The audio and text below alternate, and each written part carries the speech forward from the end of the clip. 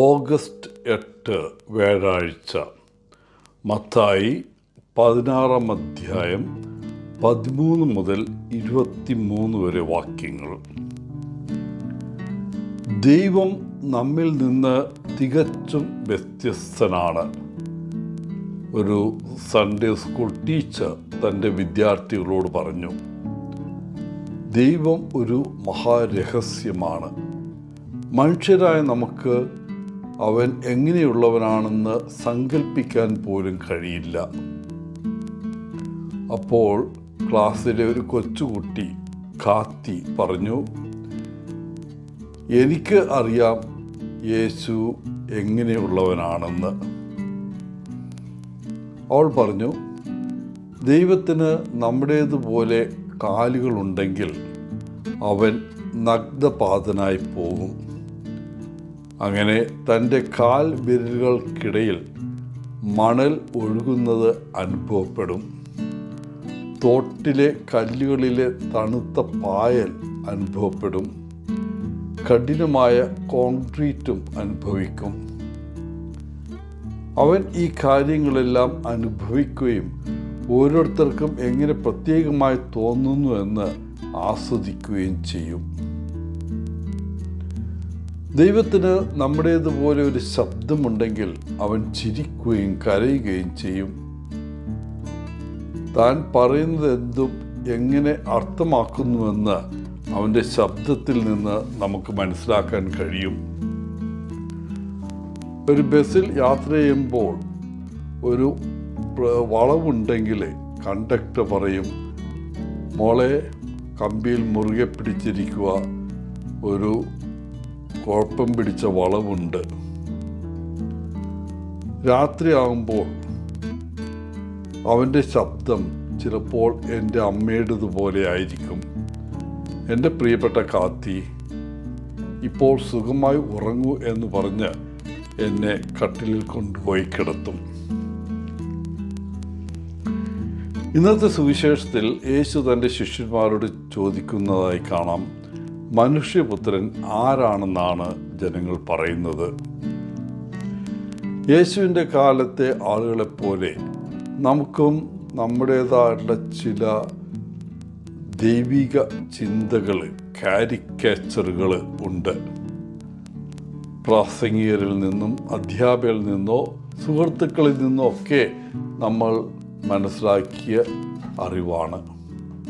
അതുപോലെ വിവിധ മാധ്യമങ്ങളിൽ നാം ദൈവത്തെക്കുറിച്ച് വായിച്ചിരിക്കാം. എന്നാൽ ചോദ്യം ഇതാണ്, നമ്മുടെ ജീവിതത്തിലെ ദൈവം യേശു ആരാണെന്ന് നമുക്ക് ശരിക്കും അറിയാമോ? അവൻ നമ്മുടെ രക്ഷകനാണ്, കർത്താവാണ്, രാജാവാണ്, ദൈവത്തിനാണ്, അല്ലെങ്കിൽ ഏതെങ്കിലും മറ്റു സ്ഥാനപ്പേരുകൾ നൽകി നമുക്ക് ഉത്തരം പറയാൻ എളുപ്പമാണ്. എങ്കിലും അതെല്ലാം വെറും സ്റ്റോക്ക് ചെയ്ത അറിവോ കേൾവിയോ ആകാം.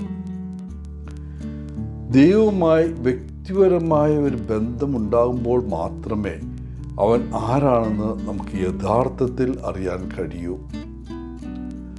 ദൈവത്തിൻ്റെ സാന്നിധ്യം നമ്മിൽ അനുഭവിക്കുമ്പോൾ മാത്രമേ നമ്മുടെ ദൈനംദിന അസ്തിത്വത്തിൽ അവൻ്റെ പങ്ക് മനസ്സിലാക്കാൻ കഴിയൂ. ഇന്നത്തെ സുവിശേഷ വായനയിൽ യേശു ജീവിക്കുന്ന ദൈവത്തിൻ്റെ പുത്രനായ ക്രിസ്തുവാണെന്ന് വിശ്വാസത്തിൽ ഏറ്റുപറഞ്ഞതിന് യേശു പത്രോസിനെ വളരെ പ്രശംസിക്കുന്നതായി കാണാം. പത്രോസിനെ ഭാഗ്യവാൻ എന്ന് യേശു വിളിക്കുന്നു. എന്നാൽ അല്പസമയം കഴിഞ്ഞപ്പോൾ തനിക്ക് തടസ്സമായതിനാൽ യേശു പത്രോസിനെ സാത്താൻ എന്ന പദം ഉപയോഗിച്ച് ശാസിക്കുന്നതും ആയി കാണാം. ഒരു പ്രധാന പാഠം ഇതിൽ നിന്ന് നമുക്ക് പഠിക്കാനുണ്ട്. യേശുവിനെ നമ്മുടെ രക്ഷകനായി ആഴത്തിൽ വിശ്വസിക്കുകയും അവനെ മിശിഹായായി പ്രഖ്യാപിക്കുകയും ചെയ്യാം. എന്നാലും അവൻ്റെ ദൗത്യത്തിൻ്റെ സമ്പൂർണ്ണ പൂർത്തീകരണത്തിന് നാം തടസ്സം നിൽക്കുകയാണെങ്കിൽ നമ്മുടെ കാഠിന്യത്താലും ദുഷ്ടതയാലും അവൻ്റെ രാജ്യത്തിൻ്റെ വരവിനെ നാം മന്ദിപ്പിക്കുകയാണെങ്കിൽ, നാം യേശുവിനെ കർത്താവും രക്ഷകനുമാണെന്ന് നമ്മുടെ അധരങ്ങൾ കൊണ്ട് പ്രഖ്യാപിച്ചാലും പകയും അത്യാഗ്രഹവും ദുഷിച്ച ചിന്തകളും ആഗ്രഹങ്ങളും മനസ്സിൽ സൂക്ഷിക്കുന്നത് തുടരുമ്പോൾ നാമും ഒരു പുതിയ സാത്താൻ ആവുകയാണ്. അവൻ്റെ സ്നേഹം, സമാധാനം, നീതി എന്നിവയുടെ സന്ദേശം നാം